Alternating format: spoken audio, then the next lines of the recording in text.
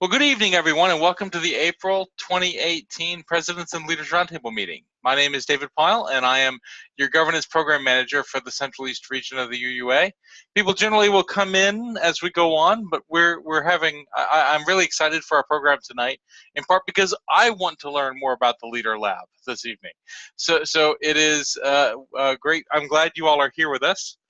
I usually begin by lighting our chalice, at least lighting our chalice virtually. And as people know, I like to have, I am in love with our hymnal. I've been in love with our hymnal for a long time. And so I like to pick readings from our hymnal that we don't use or see very often. And so I bring this one. This is number 647, An Eternal Verity. Ancient as the home is the temple. Ancient as the workbench is the altar. Ancient as the sword is the sacrificial fire. Ancient as the soldier is the priest. Older than written language is spoken prayer. Older than painting is the thought of a nameless one. Religion is the first and last, the universal language of the human heart. Differing words describe the outward appearance of things. Diverse symbols represent that which stands beyond and within. Yet every person's hunger is the same. The heart communicates with heart. Ever the vision leads on with many gods or with one, with a holy land washed by ocean waters or a holy land within the heart. In temperament we differ, yet we are dedicated to one august destiny. Creeds divide us, but we share a common quest.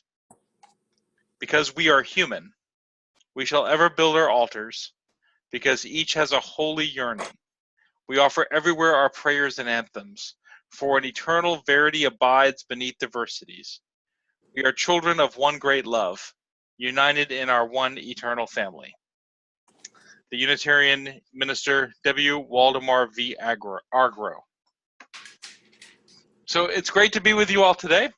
I'm glad that you all made it out this evening, and for those of you who are going to be watching this video, it's good that you all have made it to the video whenever you did. We have this call once a month during the church year and a little bit less in the summer for a couple purposes. The first purpose is to offer a regularly scheduled opportunity for congregational leaders to connect with UUA Central East Regional staff.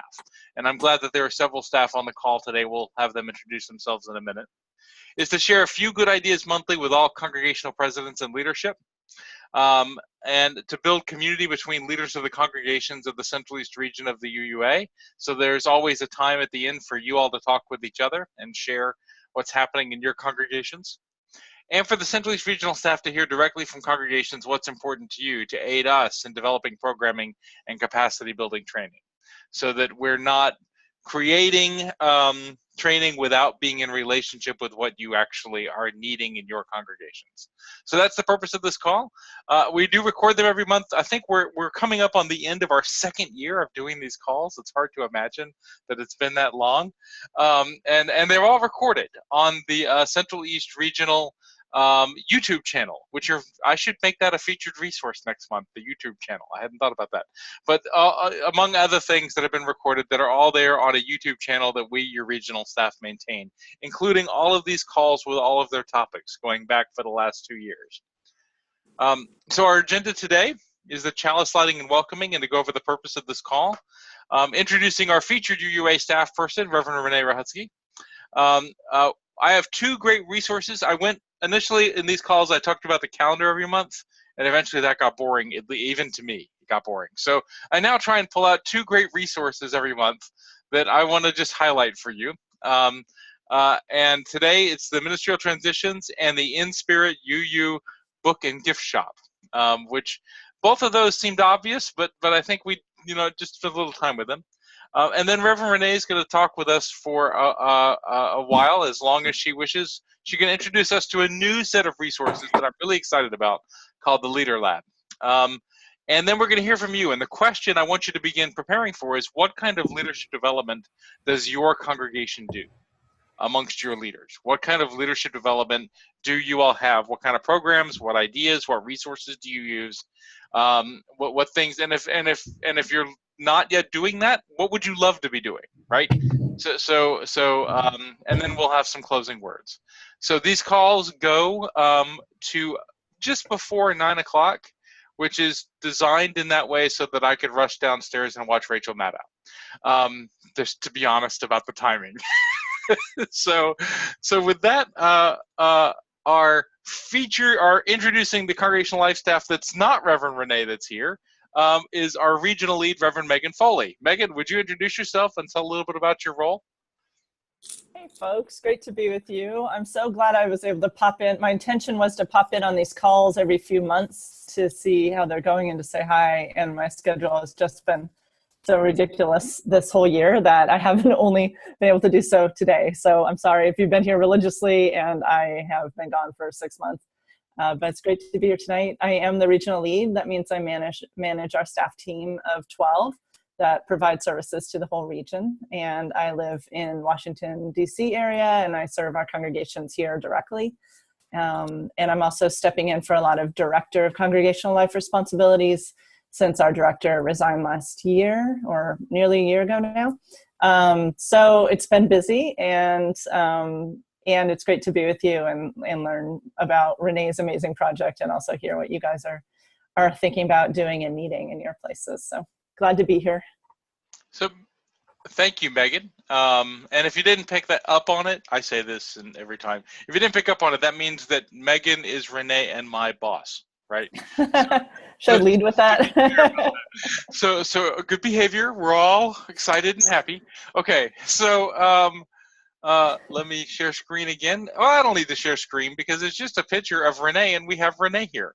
So Renee, our featured UUA staff person today. We like to pick one UUA staff person that we're going to highlight, and they come to us so that you know who they are, but also so that they then present a program for us. And remember, last month our featured UUA staff person was Amy Kent, the new events coordinator for the Central East region.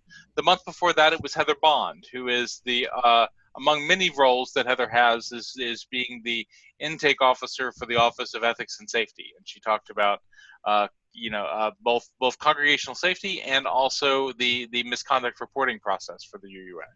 So with that, Renee, why don't you tell us a little bit about who you are and what your role on the UUA staff is, which is take as much time as you need because it's a big role, right? So. It seems like it. So, well, thank you for inviting me, David, to be a part of this call. I feel like I haven't done as much heavy lifting because I've been cloistered away on this project that I'm going to share with you a little bit later tonight. I serve the congregations in Northeast Ohio, Northwestern Pennsylvania, and Western New York, which is the Buffalo area.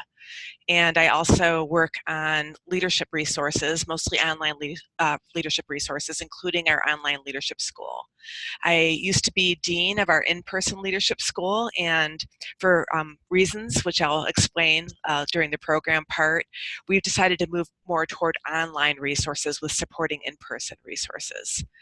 I live in Kent, Ohio. If you draw a line from Cleveland, Ohio to Pittsburgh, Pennsylvania, I'm an hour from Cleveland and 2 hours from Pittsburgh, but close to interstates and Amtrak and airports, so I'm easily accessible to the rest of the region. And I'm about to go on sabbatical, so I'm actually feeling pretty chill tonight because almost everything's done. I have a few little pieces and bits to tidy up before I go, but the things I'm sharing tonight are actually hot off the press, and that some of the pages are just published today on UUA.org. So you are the first to see some of these resources. So I think that's about it. Renee, how long are you going to be away on sabbatical? I will be gone from April 30th through August 5th, so I'll be back on August 6th. Yeah. And I will be out of the country for at least a month of it. I'll be in Latvia, which is a Baltic state, sort of near Poland, St. Petersburg, like up toward Finland and those places north. So thank you, and I often forget to do my name is David Pyle. I am the regional staff person, the congregational life staff person for the congregations of the Baltimore. the Delmarva Peninsula Cluster, and Central Pennsylvania. So basically a long line from State College, Pennsylvania down to Salisbury, Maryland, a long diagonal line. I also am your governance program manager, your arts of industry program manager, and a few other things. And as I've been saying, I am going to be going on leave from the UUA staff beginning in sometime in August. We're still working out the exact date. Because I am deploying overseas for the United States Army Reserve as a medical command chaplain for medical operations in the Middle East. And the UUA is in process right now of hiring a one-year interim for the staff while I'm gone. And that process is, I think we're hoping sometime in May or June to be able to know who that'll be, right, Megan? Yep, Megan gives a big thumbs up. So now that we've done those staff introductions, I want to do some just we can't really go around to see who all of you are, but I've developed a tradition to where we do kind of a roll call for states. So who's here from Northern Virginia? Anybody here from Northern Virginia? No, Nova's not showing up today. All right, how about Washington, D.C.? No, nobody from Washington, D.C. How about Maryland? Yes. Yay! Yay, Maryland. All right, how about Pennsylvania? Yay, Yay, Pennsylvania. Pennsylvania. All right, New Go Jersey. Penn. New Jersey stopped coming. I mean, they were like here religiously, and I mean that really. But New York. Yay. Yay. Hi, Patricia. It's good to see you. Connecticut. We just have a couple of Connecticut congregations. Ohio. Well, there's Renee. How about West Virginia? And lastly, Delaware. Yay. Yay. Hi, Linda. Linda and I. All right. So now that we've done my silly little ritual, let me share screen again. Can you all see the screen? Yep. All right. Yep. So there's Renee, and I love Renee's action picture that she has on UUA.org, right? I just say I'm not going to go through it this month, but just know that there is a website that has events on it. UUA.org/centraleast/events, where all the regional programming, and also, as Amy talked about last month, you and your congregation, when you've got something that you would like other congregations to know about and maybe even participate in, you can go through a process, contact your primary contact, to be able to know how to have those events put on the Central East regional calendar. We maintain a calendar for congregational and cluster events that you can have your events on the UUA calendar when you wish to do that. And go back and watch last month's webinar on all the details about how to do that. So there's two key resources I wanted to pull out this month. The first, we're in the time period called kind of the heavy part of search season, where congregations have been in a ministerial search for a while, and some of them were able to find candidates. Others are in the second round, and don't worry, being in the second round doesn't mean anything negative. It's just a part of how our system works, right? Can Renee and Megan nod their heads if they agree with me? It's just a natural part of how our system works. So being in a couple of congregations are in the second round that are gonna, I have all faith and hope, will find wonderful candidates for their ministry. But because of that, it's a time period where it's a good chance for us to remind all congregations of the resource that is the transitions office at the UUA.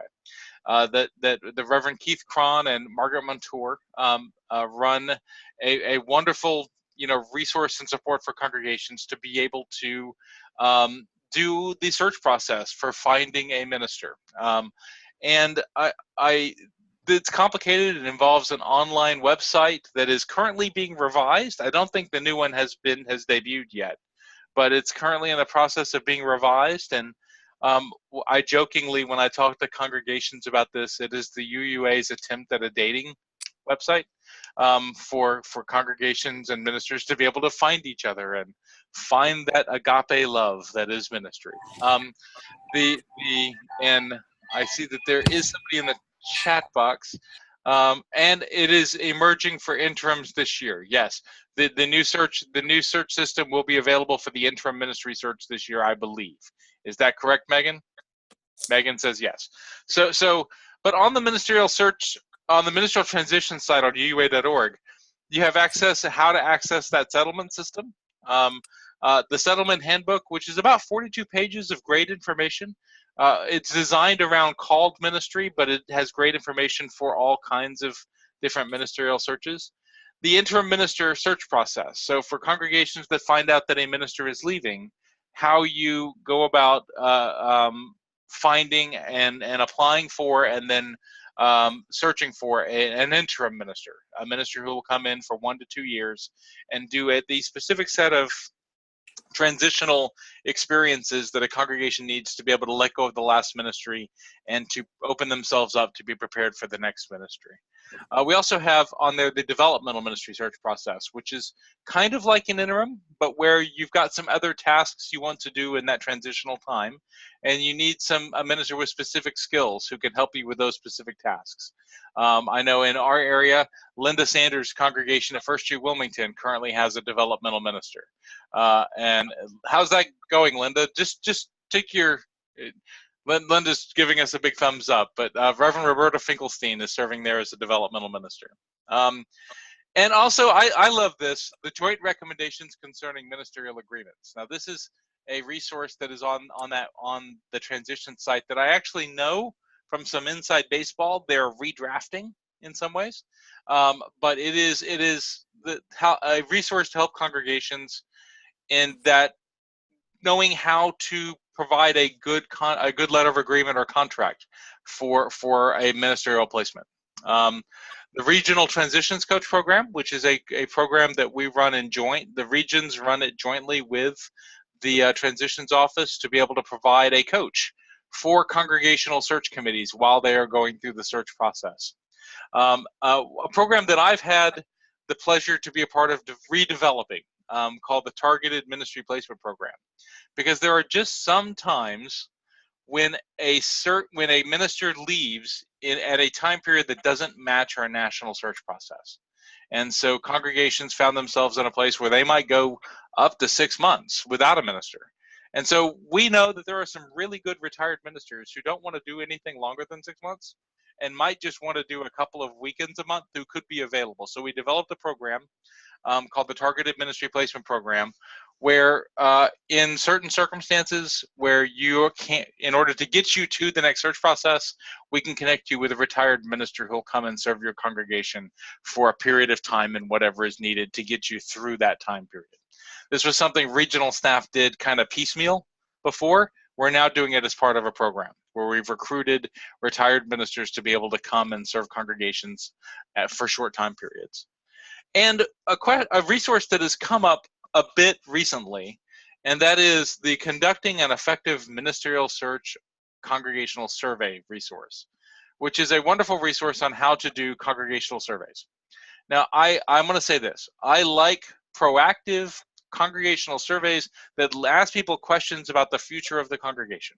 I think those are wonderful and useful. I think congregational surveys about how well the minister is doing is a terrible idea, right?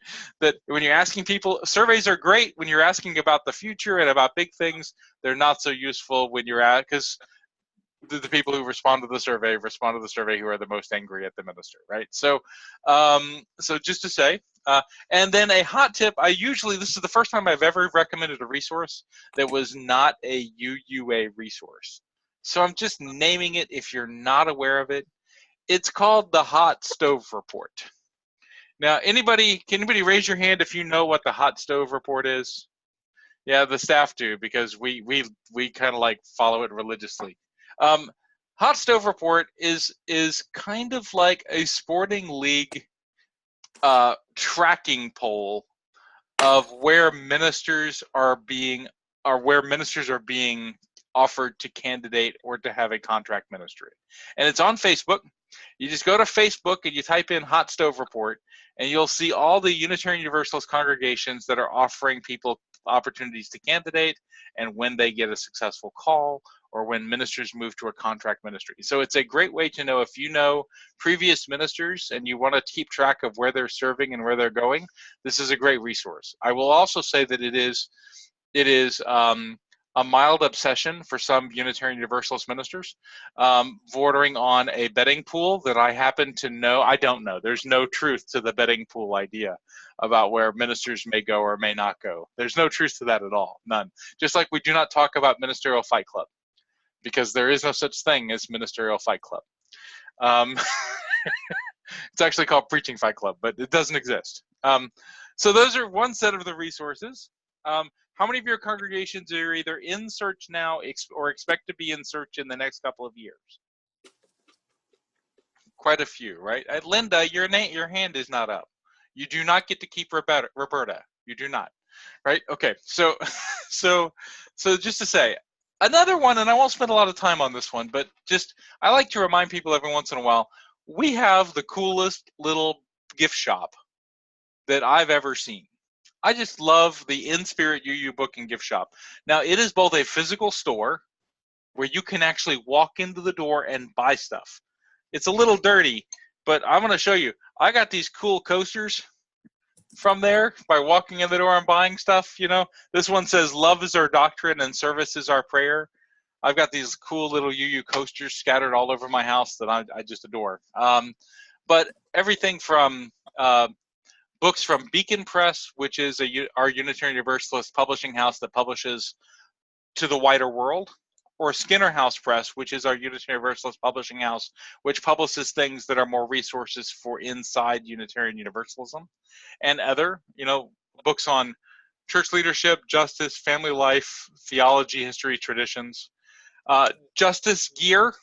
Anybody ever wanted a one of the yellow Justice t-shirts? The Cy Would Love t-shirts? You can get those from the bookstore, and you can get them online. Plus UU-themed apparel and jewelry, UU gifts, UU identity items. I will tell you, I have on the back of each of my cars. You ever seen the little raised fish emblem? You've seen them, and sometimes they got the ones that say evolve and the fish have feet. There we go. I have a chalice, one of the old double circle chalices on the back of both of my cars that I got from the UU bookstore. So plus CDs and DVDs. Last month we had the resource, one of the featured resources was the Long Strange Trip UU History DVD series, and many other things that you can get from there. So UUAbookstore.org. I will those are our key resources. Do you just thumbs up? I've been doing this about 3-4 months now. Do you like the resources better than my running through the calendar? Is that better? Okay. All right. So and now I'm going to take us off share screen so that Renee can go on share screen if she needs to, because now we're moved to our feature presentation of Reverend Renee Ruchotzke and the LeaderLab. And I'm going to make Renee a host for a little while so she can control whatever she needs to control. Awesome. And the floor is yours, Renee. Thank you for coming tonight. Thank you. I should have cued some epic music. I should have thought ahead. Ba-da-ba-da-da-ba-ba. Right. So I'm so glad to be able to share this with you. Seriously, this is hot off the press, or whatever the version of that for websites is. I'm going to start out. I have a PowerPoint presentation just because it'll go through the resources better, and then I'll actually share live the new resources. So this is a project that I've been working on with a team. Jennifer Kwong, who's one of our colleagues in the Pacific Western region, is the co-dean of the Leadership Institute along with me, but we have we've been working on a wider project than that. And so I'm going to hopefully give you the scope of all the stuff we've been working on. So you may be familiar with some of the past UUA resources. We used to have a newsletter called Interconnections. I loved that back in the day. It had a lot of good tips and tools. There were a bunch of resources that were done back in the early or mid-2000s, PDF booklets of different kinds of resources. We've also, at the UUA, put out podcasts on CD that you could listen to, drive time essays, they called them. And we also used to host a UU University training that was before General Assembly every year. That went on for a couple of years. We've also offered a lot of what we call field resources, webinars, recorded workshops, other sorts of things that we've put on. You might recognize some of these, as well as we used to do in-person leadership schools as part of our leadership development resources. In our region, we had UMAC, no, is it UMAC? I think UMAC, Eagles, and the UU Leadership Institute, UU Leadership Team Institute, ULTI, back in the day, and then other regions have a similar kind of thing. And so we actually came together as the national team. There's someone from each region who got together, and we have rethought how we do resources. We still do some in-person leadership things, but we also wanted to provide a lot of online leadership resources so that they're accessible to everyone. So this is the team that's put it together. My co-dean, Jennifer Kwong. We call ourselves John A when we work together. It's sort of like Beyonce and Jay-Z having a hyphenated sort of name anyway. And then also from the southern region, we have Connie Goodbread and Kathy McGowan. From New England, we have Don Cass-Stevens, and from Mid-America region, we have Sharon Dittmar. So plus we have a lot of other congregational life staff who've done recordings and presentations and stuff. So we have a really amazing group of people who've done resources that we have available for you. I want to start out with, when we started thinking about online resources, we really wanted to be clear about the kind of ethos or the kind of culture we wanted to create online. And so we have a covenant that we use for all of our online trainings. And part of this is a covenant of openness, of being willing to learn with the spirit of beginner's mind. Online, it's really tempting to be a little bit cranky or troll-like, and so we wanted to create a culture where that was not the expectation. The expectation is that we behave as if we were in person at a more intense and more relational leadership school. So we also wanted to include things that help dismantle kind of the white hegemony culture that we have of perfection and of one-upmanship and those sorts of things. We really wanted to create a culture where it's okay to make mistakes. It's okay to not have the right answer. Also to create a space where there's participation opportunities for everyone, not just the extroverts or the loudest people in the room. And also the other expectation is that we're not just doing this for our own learning, but also to bring it back to our congregations so that our congregations can serve the love and faith and grace of Unitarian Universalism in their communities. One of the pieces of the ethos is that revelation is not sealed.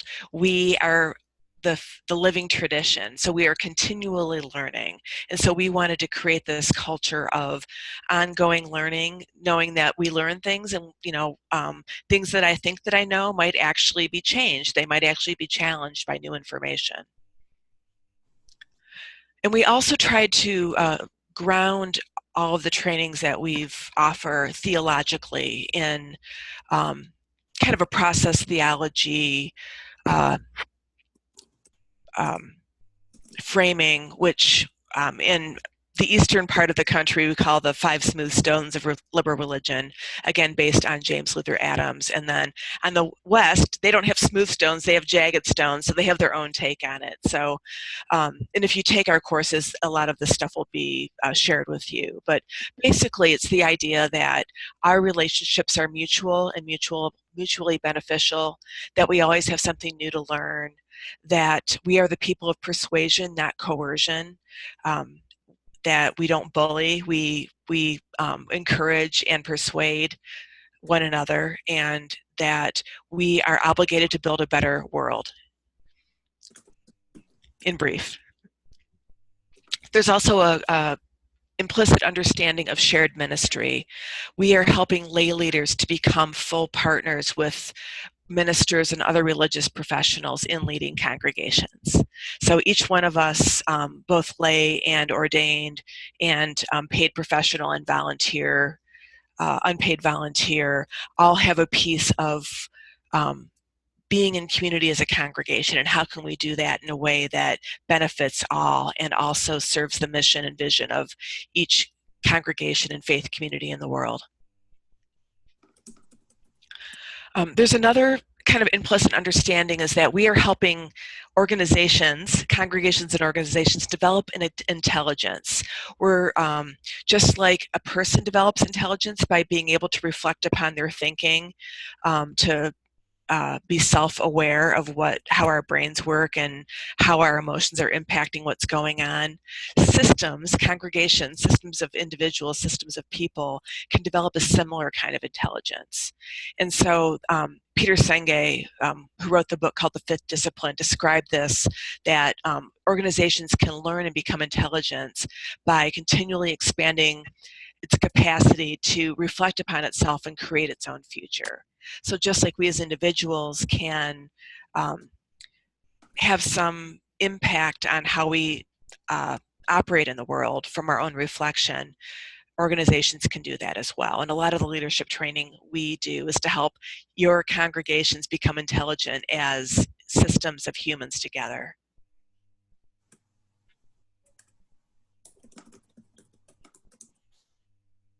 We also have an understanding that we want congregations to learn in teams. And so our in-person leadership school was the UU Leadership Team Institute. And we really set it up so that teams of leaders would go for a week, minister, religious educator, board president, other leaders. They would spend the week together and then bring what they learned back to their congregation. So, but what we found is that it was expensive, and how many people can take a week off of work that's not vacation time to do this. And so we're trying to find other ways to promote congregations to learn as teams. So this, the online resources, we had a charge, a mission or a purpose set forth by the previous director of congregational life. And some of the things that were in that charge were that we wanted to have resources that were good for onboarding new board members. They were resources that would help religious professionals and high capacity lay leaders who are seeking continuous education. So these are the folks who would have gone to leadership school in person, who would have taken their vacation time to do that. Resources for lay leaders who are seeking resources to develop themselves and others. So leadership development teams, other sorts of boards, committees on ministry, that sort of thing. Resources that are good for youth, and also resources that are available for harried lay leaders who are seeking quick technical answers. So sometimes we often get emails or phone calls saying, what do you have on, when you have a stewardship campaign that's not doing so well, how do you do a second stewardship campaign? So we wanted to have a repository for that kind of wisdom. And so my colleague Jennifer found this graphic with these avatars. We were sort of imagining some sort of gaming format to help with this website. We haven't quite found the right thing yet, but this is sort of part of our vision of making leadership development and continuing to take different classes and webinars and things to be kind of fun and have a gaming aspect to it. So what we've come up with is this interconnected system of resources, and we commissioned this graphic to show a system, because that's pretty much what we talk about or teach about in our leadership classes, is that congregations are systems. We are the interconnected web, and all the different pieces matter, and how we connect with one another matters. And so the different pieces are us as UUA staff. We're available for you. But we don't want to have a hub to spoke kind of way of working. We want to have where the different parts are interacting with one another. Sometimes we're involved and sometimes we're not. We do offer resources like podcasts, videos, and articles. And we also offer webinars, and we offer online courses where you can get a certificate. But we also want you to connect with other leaders in your congregation and connect with other congregations. We find that many of the in-person trainings that we offer, the part that you like the most is what we hear about in the surveys or the assessments afterward, is you love sitting down and talking with other treasurers or other presidents. And so we know that's a very important part of what we offer is opportunities to connect, just like this phone call that my colleague Reverend David has put together every month. And of course, there's that other ineffable aspect of we are a faith community, and whatever that is, that vow with the universe, that we are trying to create the beloved community, that's also a part of this. And we want to make sure we are always connected to the spiritual aspect of being leaders. So, this is the brand new, just if you went to it today at UUA.org/leadership, this is the landing page for our new resource, LeaderLab. I'm very excited about this. One of our web team persons Julie Albanese is her name, worked with me very closely all day today. We were emailing back and forth to get this up and running. So I'm just so appreciative. We have this great staff at the UUA, and a lot of them aren't visible to y'all, but I tell you, they just do some amazing work supporting you as congregations us as field staff working with you. So this is this landing page is basically tips, tools, and trainings for leaders. It's a catch-up. Pretty much most of all the resources that Congregational Life is going to put together will be living on this website. The one exciting resource, and David Pyle and Patricia Infanti actually were the brainchilds of this, is an online board member training. And so we have a one of the pieces of this, which is most interesting, I think, to congregational boards, is this 12-part training. There are different aspects about what's the purpose of a board, the board of spiritual leaders, healthy communication skills, fiduciary responsibilities, and clarifying board roles. There are resources on each one of these pages, and we actually have a syllabus, so if you wanted to print it off and just check off things as you go through it, you can give that to new board members and have them self-train themselves. Or since there are 12 and there are 12 months, your board can maybe take one section and review the materials and talk about them at your monthly board meeting. And so I have an example. So for example, on Renee, Linda has a question, which is, yes. How much does this cost to use? Oh, this is free. This is free and open on the UUA website. So thank you for asking that. We do have a lot of courses that do have a little bit more, a different kind of format to them, but we wanted to make sure these resources were available to everyone. There's not the interactive piece, unfortunately, with this. But. And I feel the call to say the thing I always say. It is free to you thanks to your generous contributions to the Unitarian Universalist Association Annual Program Fund, which allows us to create these great resources and serve you. So, amen. Thank you, Renee. Absolutely. And that's true because, I mean, probably half of my my job, FTE, in the budget, is to help make these resources available to you. So there are real dollars that are allocated toward this, which I'm grateful to be able to do. Anyway, so this is all available to you. I'm not going to, go through. You can just go through and click through and see what's available. You're also welcome to. If you're familiar with these resources at a board meeting, you're like, oh, wait a minute. There's something there about compensation guidelines. It's on that board training. So this is a place where you can go quickly and find those resources. So this is one section of the LeaderLab. A second section is for your leadership development team. So, one of the things that's really shifted in the past 20, maybe 30 years is a lot of our humans in the United States of America do not belong to voluntary organizations. So they haven't had experience on boards or chairing committees, or there's a lot of missing pieces in our civic life. We don't teach civics anymore. And a lot of the congregational skills were really civic skills. And yet, leadership in a congregation is much more than that. And so we want your congregation to be able to develop leaders in your context based on who you have in your congregation. You know, the folks in DC have this kind of government civil servant mentality. It's often part of, or maybe military service mentality that's part of the congregations. Up in Schenectady, New York, there's a lot of GE employees. Where I live, there's a lot of academics. And so a lot of these folks have leadership skills, and some are transferable to congregations and some of them are not.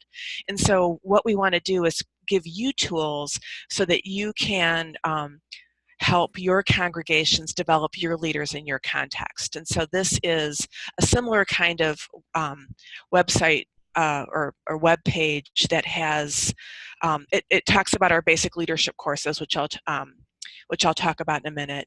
And it also talks about leadership development teams, sort of the going from nominating committee to leadership development team, how your leadership development team can train themselves. So there's some resources there about how you might structure your leadership development team. And then the rest of the resources are really things that your leadership development team can use to develop leaders in your congregation. So identify, like, where do you look for new leaders? Like, go to new member classes. Look at, there's different ways that you can, look to see where there might be new leaders. How do you help leaders discern their gifts? Often in congregations, we are so desperate for new leaders that our anxiety just has us look at people as objects rather than subjects. We're looking at them as things to fill our needs rather than being in an I-thou relationship with them. So how can we create a leadership development structure or way of being that has that I-thou aspect to it? And also I'm talking about training and how to connect leaders to the roles that best match their gifts, and then also how to do an ongoing assessment for leaders to make sure people aren't getting burnt out, to make sure that how the congregation does things isn't annoying your leaders. A lot of our leaders don't, are burnt out because we don't have a structure that supports them. It burns them out. And so one of the ideas about this is that we want you as congregations to work on the relational aspects of leadership development. And so we've created the resources, especially the Centered Leadership online courses, to do the actual training so that you can focus your energy on the relational aspect of it. And so that brings us to the online resources that we've had. This is the thing that we developed first, is the UU Leadership Institute. And this is the landing page of it. We've been tweaking this, and we're supposed to have another tweak that's supposed to come in the next couple months or so. But basically, we have some core leadership courses. Let me go to the next page here. Oops. We have some core leadership courses that we offer, as well as some electives and some on-demand courses. And anyway, I'm going to go a little bit more into detail about those in a minute. I moved my slides around, so I'm going to just go into the next piece. So I'm going to go back to the Leadership Institute, but I want to go back to the LeaderLab. So the other really cool thing about the LeaderLab is that we have a searchable database of resources. Our intention is to put all of our webinars, all of our articles into this searchable database. It's very similar to Worship Web, if you've ever used that for worship resources. But instead of looking for a chalice lighting for Christmas by Erica Hewitt, we have where you can look for stewardship resources by a certain region or by a certain presenter. I know there's a lot of Mark Bernstein fans out there, so you can look by author, everything by Mark Bernstein. You can look for, things are tagged with different categories, so if you want stewardship resources, you can look them up. And we also have, so this and you can look by webinar or by article or by video, what type of resource. And we also have them, you can sort of see like the date, and some of them are older, some of them are newer. So you can sort to find something that works for you and what you're looking for. So this is that Harried Lay Leader resource. All of the resources, or almost all of the resources that are in the board training and that are in the leadership development training, actually all those links go to this archive or this library. And so the leadership, the board resources is a curated class, but it really is like pulling resources out of this archive, if that makes sense. So that was our intention, that this, you can everything that we have is going to be in this one spot that's very searchable. If any of you've searched on the UUA website before, there's things that were sort of in different, it's like you have this like labyrinth, there's like little bookcases in different parts of the website, and so we really wanted to bring everything pretty much in one spot. And there's a lot of the resources aren't there yet. There's a lot of like webinars and things that we'll be adding to this over time. So if something's not there, if there's something that you saw once and can't find it, let us know and we can add it. Otherwise, we're just going to add stuff, sort of in a kind of a to-do list kind of way. So it'll take time to make to move stuff, migrate stuff over. But the on-demand stuff that we used to have on the old Central East website is moving to this website. Let's see. There's also a place for all the in-person leadership schools. If we may end up doing another version of an in-person, like expanded weekend down the road. But there's also a like youth leadership schools like Gold Mine, and there's also a multicultural leadership school that is available in our region.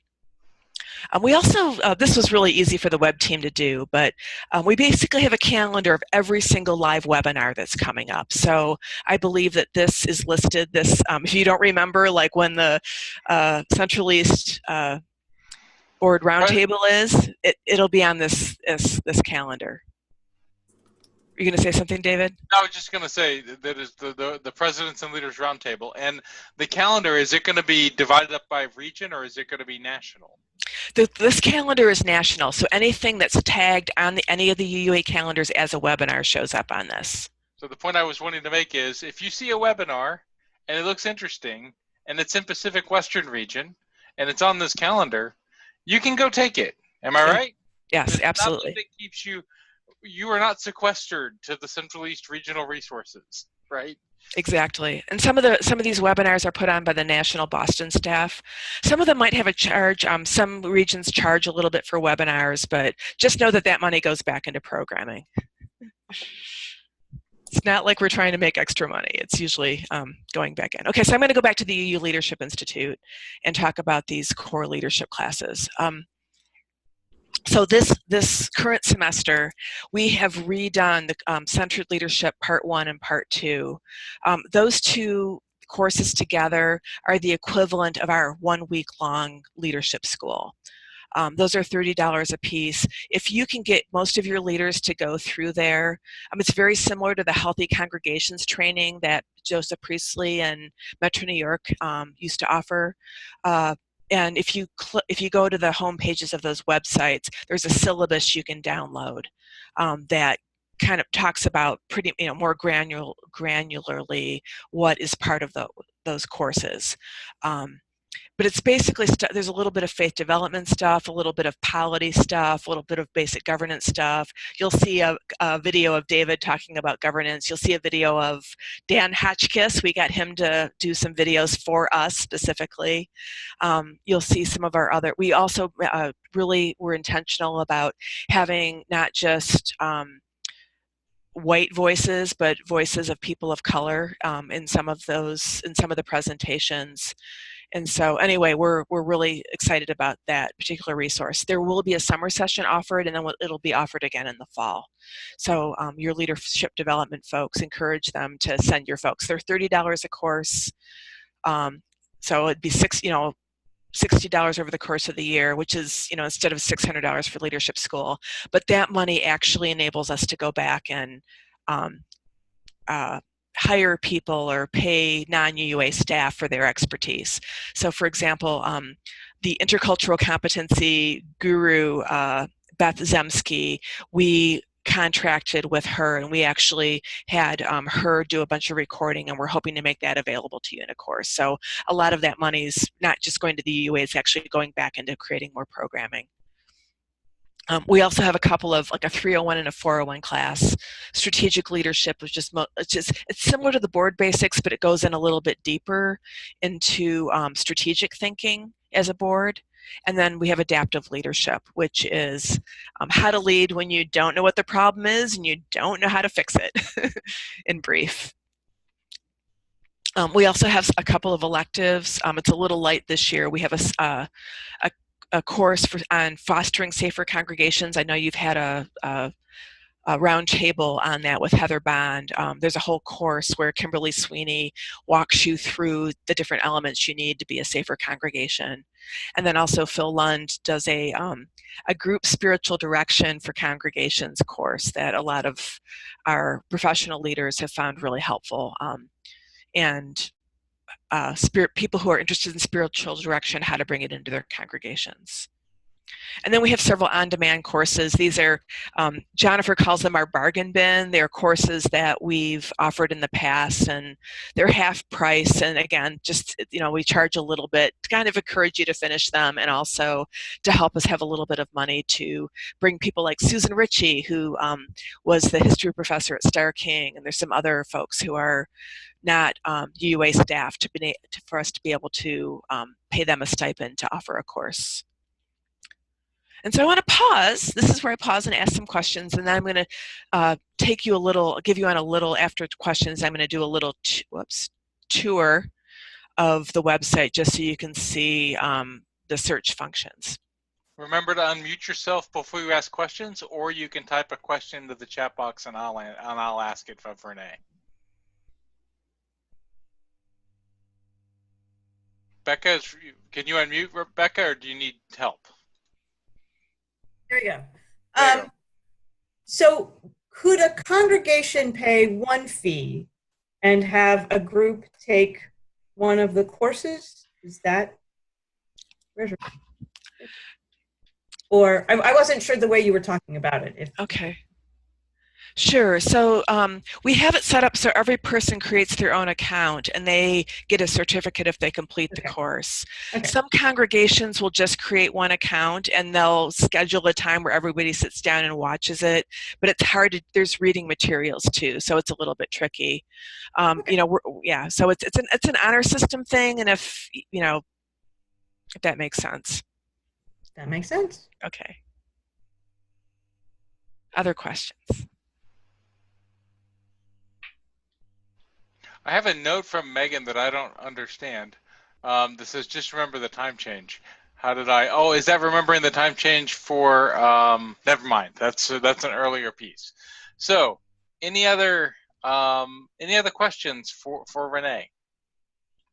Anybody excited about this new resource? I see a couple people, right?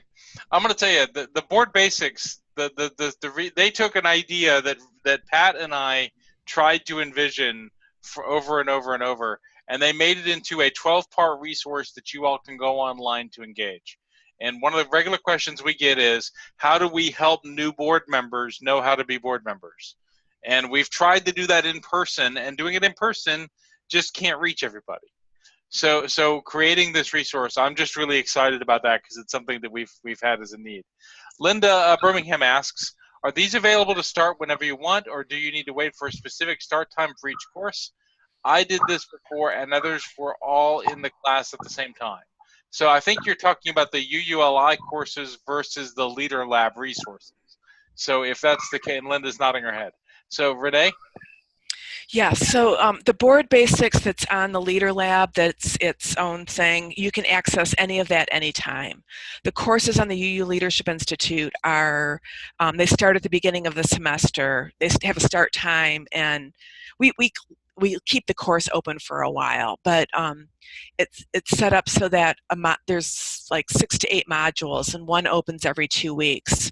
And the reason we do that is you get an email every 2 weeks saying the new module's open, so there's this push that reminds you that you've signed up for this and reminds you to keep up with the course. So that's one of the reasons we do that. It's kind of that little thing to little push to keep you going. But if I remember correctly, Renee, that's the live courses, the on-demand courses you can access anytime, right? Right. That's true. Right. So any other questions? Katie. I just want to make a remark that I was really impressed when Renee said that some of the way they're designing this is to allow accommodation for all the different leadership styles that any given congregation will have, because some congregations, our congregation seems to have an overwhelming number of social workers and teachers who have certain leadership styles, and I'm sure when you have overwhelming number of civil servants and military types, it's a totally different approach. So that's really smart. Thank you, Katie. Linda asked the question, how do I find the LeaderLab? And I think, Renee, you're going to show us that next, right? Yes. Yeah, so Yes, Linda, we'll hold off. Renee's going to show us that next. Christine asks, how would you suggest I move my nominating committee to become a leadership development committee? That's a great primary contact question, but I'm going to throw it to Renee for the moment. So what would you say, Renee? What resource would you suggest on LeaderLab to help Christine help her congregation make that shift? So there's that developing leaders in your congregations right on the LeaderLab homepage that I'll show you. And there'll be an overview of what it is, and just you can send them that link and then they can work their way through the materials. But pretty much what we've done is created a web page of the stuff that I would normally put in an email and have it expanded so it can be as little or as much as they want to investigate. Thank you, Renee. And Christine, I'm going to throw another thing in there. When I've had this conversation with nominating committees about becoming leadership development committees, the biggest challenge that they have said is, we have no idea how to do leadership training. How do we take on this responsibility when we don't know how to do leadership training? And that's part of the motivation behind UULI and the LeaderLab, is that to provide those nominating committees a base of resources and support to do that leadership training. So it's hard to, so our goal is that this resource answers a large part of that concern, right? That there is a set of resources that they can easily access to develop a leader training program in the congregation. I should also mention in the centered leadership courses, each lesson or module has a activity or take it home kind of piece.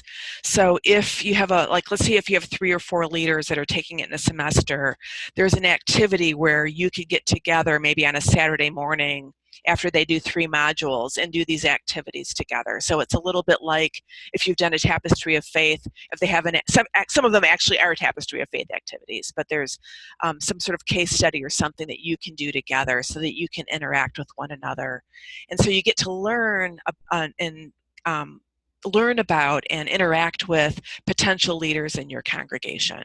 So it's not like you're just sending them off to boarding school to get trained and then they're going to be coming back fully formed. You want to be in relationship with them the whole way. So any other questions before we let Renee show us where all of this resides on UUA.org?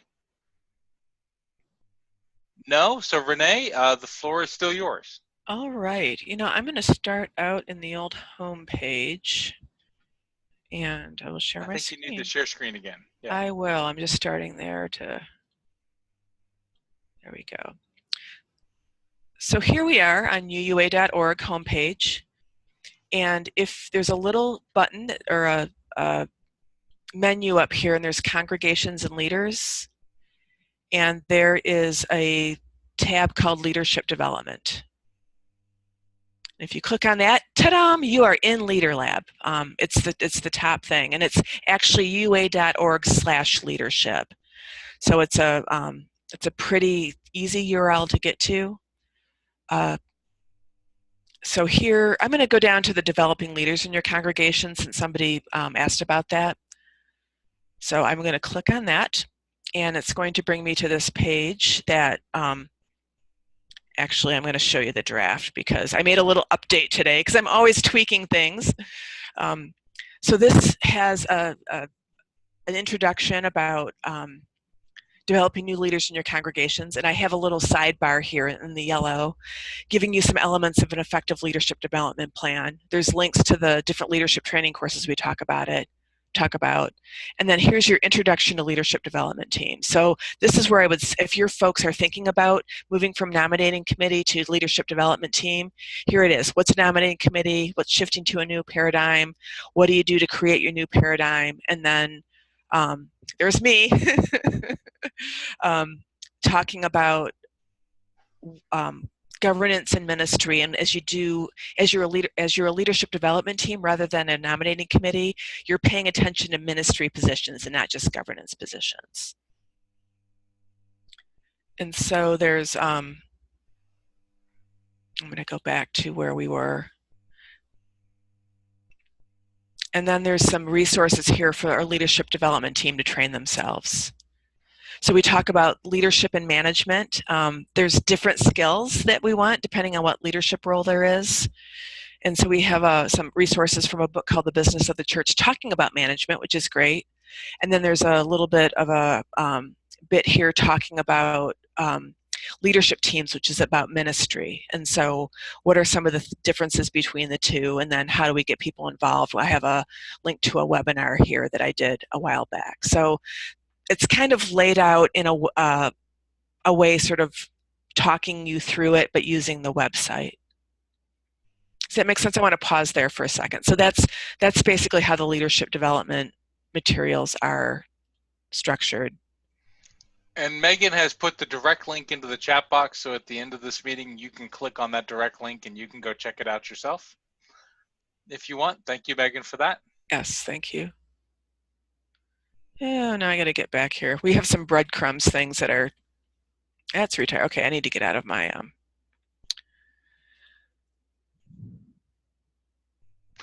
Would it be possible to show them what a search looks like, Renee? I will. That's where I'm heading next. Okay. Okay, so back to the landing page of LeaderLab. There's this Search Now tab or button here. And we can look at, let's find something that has about governance by David Pyle. And so there's a search button here. And, oh, let's see, I don't have, maybe that's the title. Let me try the text. Actually, I'll just look for everything by David Pyle because I know there's a few things in here by you. Unless I deleted them all. No, yeah, could be. So he wrote an article about when members become employees, how to design a staff retreat, forming a committee on ministry, adaptive versus technical challenges. This is actually a video that he did. I'll click on that. So this was at General Assembly. I took out a little piece of a larger workshop. This is only 7 minutes long. Yeah, and this is, for those of you that have heard me do the story about you come into church and the lights are off, this is that story, right? Yep. And then you can reset to zero everything out. And then I'm going to look for anything that has, or actually there's tags here too. So I'm going to look for anything that has stewardship, stewardship for congregations, and we'll see there's not a lot there because we focused on mostly board things, but here's best annual budget drive ever, talking about, oh, these are all from the, oh, these are great. These are all from the stewardship blog. There's something here by Pat and Fanti. There's one that I wrote about generational trends and stewardship. So there's some different things on stewardship here. A lot of these are blog articles that were from the Growing Vital Leaders blog, the Congregational Stewardship blog. Eventually we'll have the Growing Unitarian Universalism blog, the Growth and Vitality blog. We'll be importing those over too. Let's see, and I'll do one with just a title keyword. Oh, how about budget or text keyword?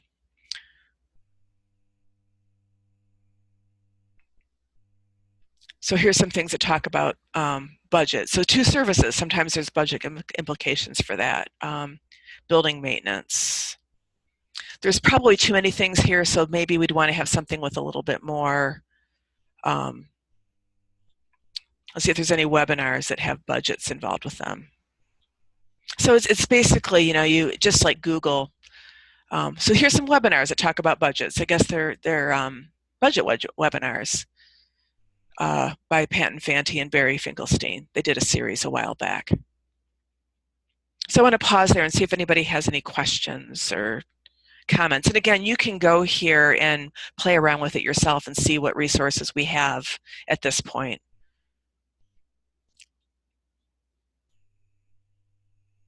So any questions for Renee?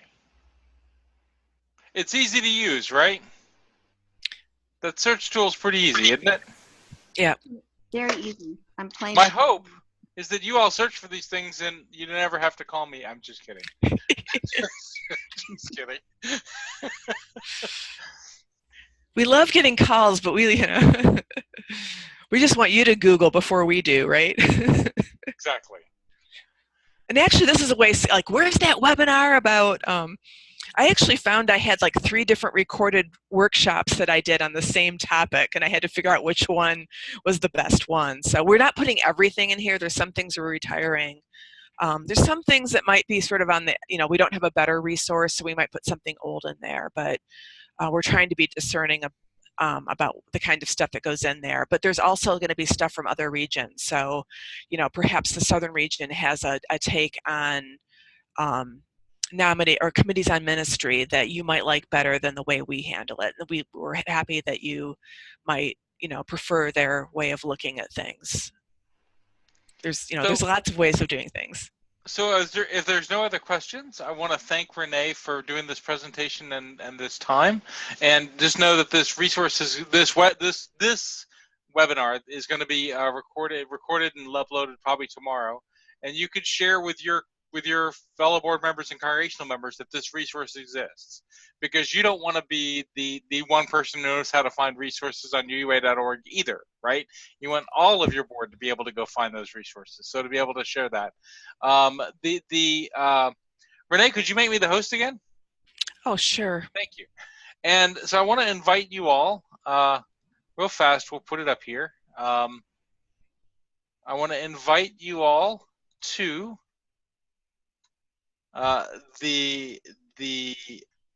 have a time where we have some questions together.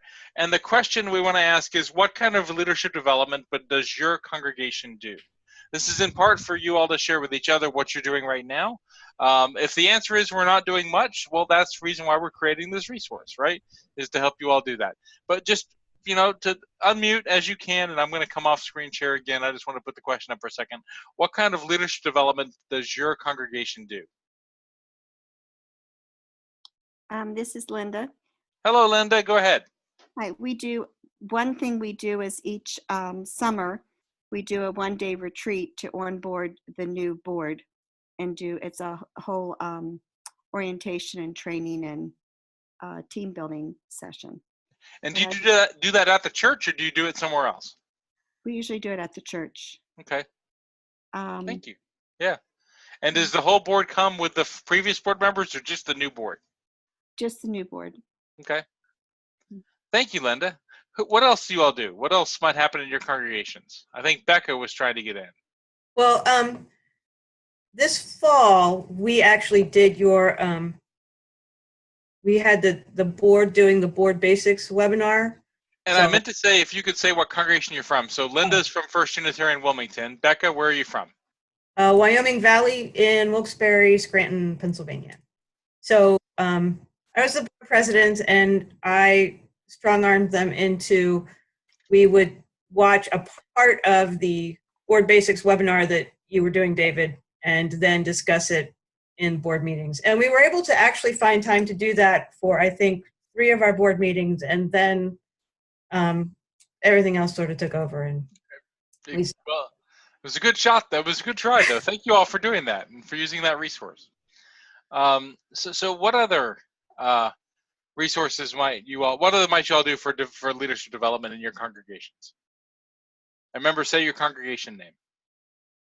Linda Birmingham raised her hand. Go ahead, Linda. I'm going to unmute you. I'm not able to unmute you, apparently. Okay. Better? Now you're on. You're good. So it's actually Diane. Our congregational administrator's name is on our Zoom account. So I thought you looked familiar. I was going for it. Hi, Diane. I need to change that to just our congregation name. We also have done an onboarding for new board members and program council members for the last 2 years. We'll do that again this year, but we are looking, or I'm looking, to help our nominating team transition to be a true leadership development team. Our new minister would also like to see that. So this is my second year as the board president, and I'm my first time making this meeting, and I did it just in time to see this resource that I'm going to give to the head of our nominating committee to start looking at it. We're hoping that maybe in the fall, our nominating committee can start looking at this to become a transitional year for them. Yeah. So yes, that's really good information, because I know that will be the first thing they say, is that we don't know anything about leadership development. You're asking us to do something that we don't know how to do. But this has been an especially difficult year for us recruiting leaders. And I frankly, personally, am just tired of the sitting down, the kind of coffee meeting where we sit down and we just start naming people in the congregation that we know and going, what do you think about her? What do you think about him? What do you think about them? What do you think about that? It's so inefficient. And it really doesn't get at the heart of why we want people to be leaders and why people want to be leaders. It doesn't help recruit anyone who actually is thinking about leadership. It doesn't help to develop them. So we really are trying to become more intentional, and I think that'll be our first step. And Diane, let everybody know which congregation you're with. York, Pennsylvania. And I get to see y'all tomorrow night. That's right. So, and there's a point that I'll draw out from that, and that is that, Renee made a point that a lot of places that people gain civics ability, gain the ability to be in community, are missing more and more, not available in our society. And so in many ways, our congregations become the places where people learn to be leaders, not just in our congregations, but in life. And it's one of the places for many people where it's the first chance they've really had the opportunity to be a leader, even in large portions of their life. And so to realize that leadership development is not just about having better leaders for our congregations, it's religious education. It is human development. It is growing into being the fullness of what we can be as people. And so when we make that mental shift, and this is something I challenge leadership development committees to do, made that mental shift away from we're doing this so that we have better leaders to we're doing this so that we have better humans, is kind of the shift that we try and make to bring this into. Congregations ask me, how do we do adult religious education? Here's a good place to start, right? I agree, and certainly for me, the cross-pollination between my professional life and my leadership at my congregation has been rich. And I use stuff from my congregational leadership life all the time in my professional life. And I find that oftentimes leading a congregation is much, much more challenging than my professional life. And because the rules are different, the personalities are different, the roles are different. And so I find that sometimes that is the bigger learning curve for me, is in the congregation. And I appreciate all the support I can get. Thank you. So who else? Let's go with, I think Steve has his hand up. Steve? Yeah. Hi, David. Yeah, I'm Steve Ekstrand from the Unitarian Universalist Congregation of Rockville. And we have a large number of people who are in government, business, academic, and so they have a lot of experience at managing in those environments. And so what we've focused on is a lay ministry council, trying to teach people to kind of perform a lay ministry function in the congregation.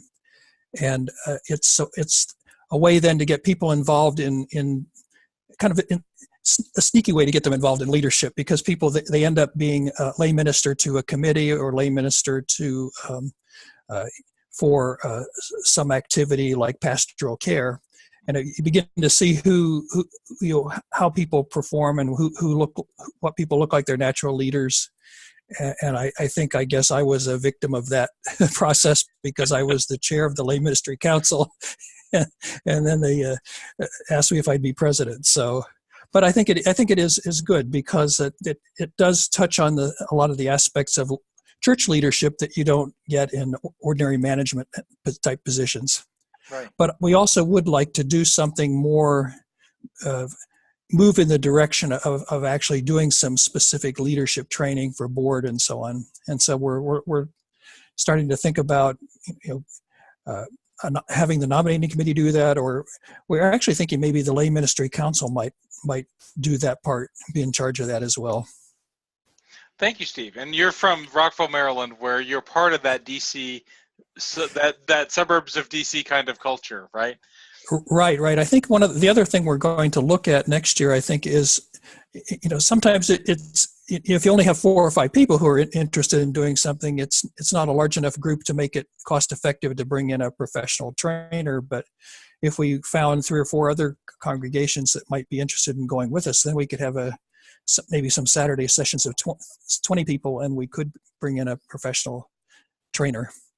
And I'm just going to point out that your primary contact who can help you organize that is on this call, right? So who else has something that they can share about what's happening in leadership development? I think Katie and then Christine. We transitioned a couple of years ago to a nominating leadership development committee model. Remind us what congregation you're with. Oh, Unitarian Universalist Fellowship of Northern Westchester in Mount Kisco, New York. We are in right now where we need to refresh that, because as people have transitioned on and off the NLDC, some of that focus has gotten lost. And I'm glad to see that the Leadership Lab has really gotten up to speed and seems to have a lot of great resources, so I can bring that to this group and they don't feel quite so overwhelmed at the tasks that they have at hand. They do an onboarding for new board members once a year. In the past, we've had gatherings where we bring all of our lay leaders together and give them a quick refresh in something. But and many of us have started taking some of the online courses. I took the adaptive leadership this year. So the challenge is trying to get busy people in the suburbs willing to sit down and spend their time doing leadership training. Well, thank you, Katie. Christine? And remember your congregation. Okay. You're going to train us. I am, eventually. Thomas Paine Unitarian Universalist Fellowship, right outside of Collegeville, Pennsylvania. I just want to say, Diane, you just took all the words out of my mouth. Everything she expressed was something I was thinking, and she said it better than I ever would have. I would love to see the nominating committee move into a role of more leadership development. They will say, we don't know how to do that. Just what she said. So I'm excited to have some of these resources to put in front of them, and I will be president again next year, and I see this as an ongoing goal I have now toward to the end of the next fiscal year. One of the people on our nominating committee also has a vision for this. He's actually our past president, and he was just saying to me that he would like to do more to develop leaders for the future. We're in a situation right now where most of our board members are going to stay the same next year, so we're not looking for a lot. I think we just need one at-large member next year, so it's fortunate. We're not trying to turn over the whole board. And so he sees this as an opportunity to, he's asking people in public announcements at church to, if you're interested in doing something in the future, he's saying if you see yourself as possibly wanting, now you can't do it, but you see that there's something in the future for next year that you would like to get involved with. So he's really encouraging people to think further ahead in the next few months and come to him with interest if they think they would be in the future.